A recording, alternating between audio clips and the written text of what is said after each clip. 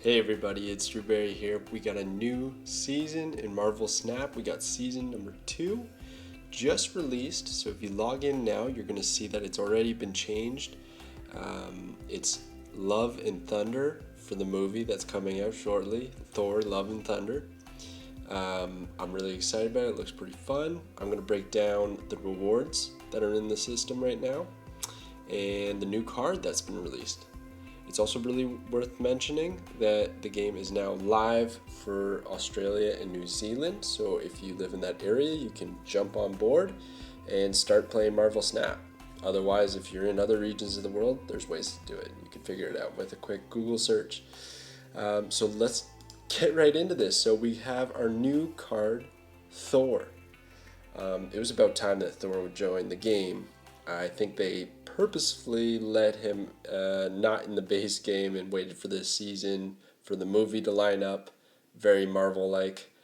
Um, okay, so Thor is a 4-cost card that has 6 power. He has on reveal shuffle Mjolnir? Mjolnir? I don't know. His hammer.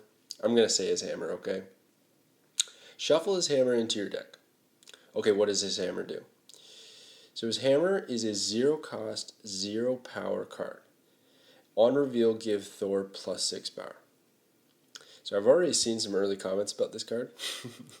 Because I think it was data leaked or something earlier saying it's trash. And they're not far off. There's a few conditions here we have to consider. Okay, one, we're going to likely play Thor on turn 4. Okay, there's going to be scenarios where you don't, but most scenarios you will. At that point, you will have drawn 4 cards from your starting hand, including your first draw, and then another 3 by turn 4, meaning you have a turn 5 draw and a turn 6 draw and 4 cards left in your deck, I believe. 4 or 5, let's say, okay?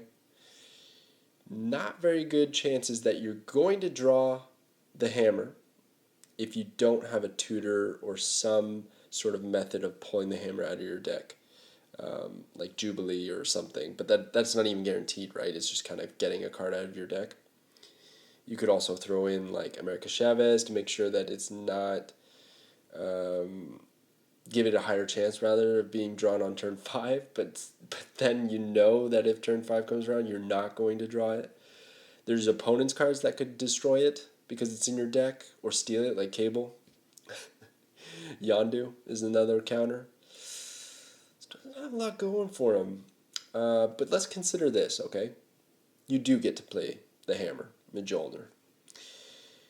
That's a 4-cost 12 power. That's like well beyond the average of 4-cost cards. Like that is prime stats. It's a big boy.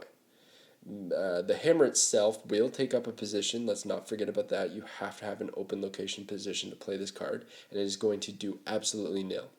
Well, besides giving Thor plus 6 power, but it's essentially doing nothing.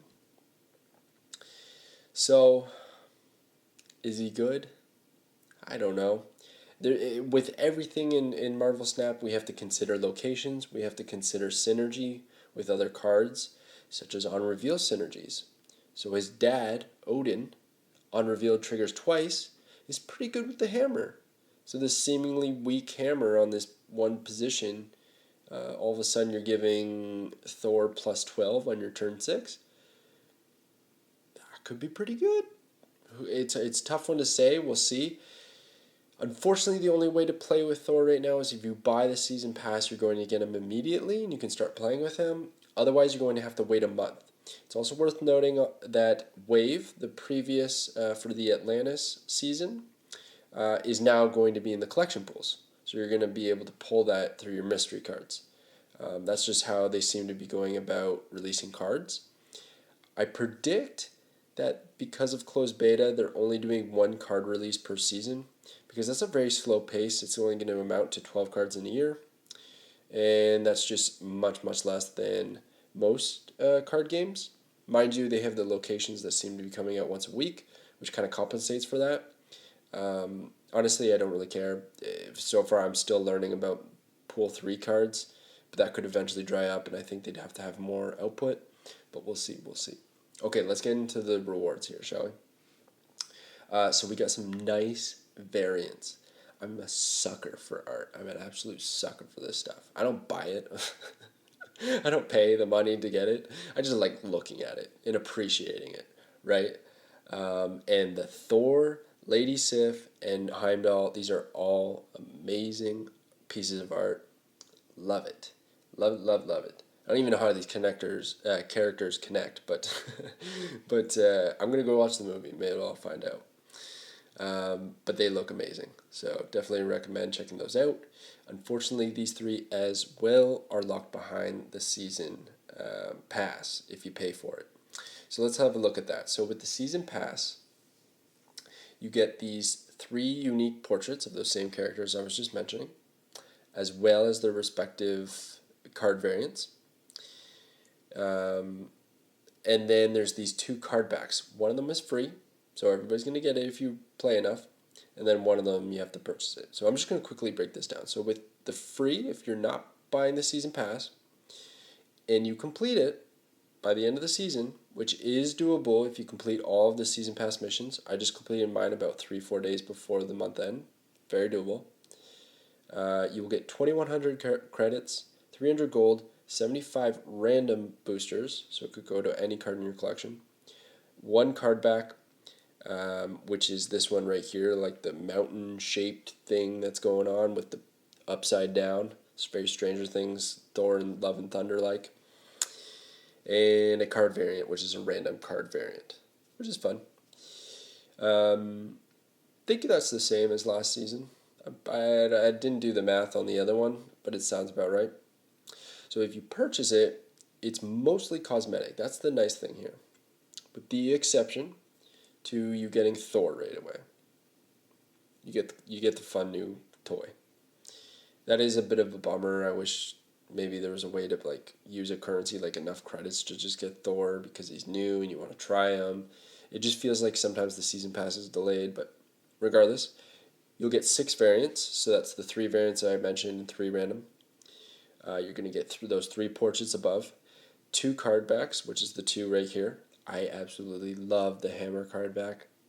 Dang, I wish that was I wish that one was the free one, but I'll take what I can get. Then we got these 200 card boosters. So these are actually dedicated cards, and from what I gathered, it's from the 3 cards that they're really promoting here: Thor, Lady Sif, and Heimdall.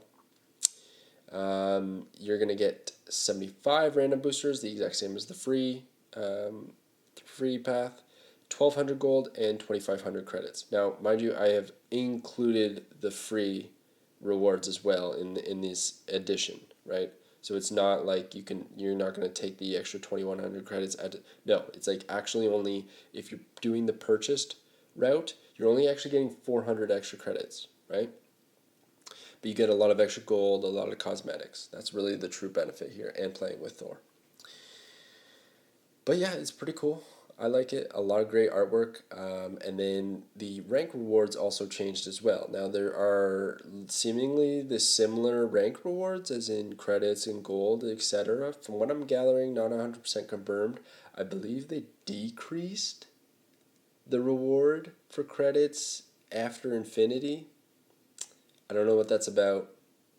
Or it's in the collection. I'm not too sure. I think it went from 50 to 25. Regardless, they did decrease something. Maybe I'll update that when I get more news. It literally just came out, this season pass. I just want to get content out for it. And then we got these 3 new portraits for the rank rewards. Now, these are free. You just have to be good enough. I was not last season. But, you can give it a shot. So you'll get the Korg one, which I love. I think that's hilarious. You'll get the Angela one, which is pretty sick, and then eventually, if you hit Infinite, you'll get the Thor portrait. Very cool, very fun.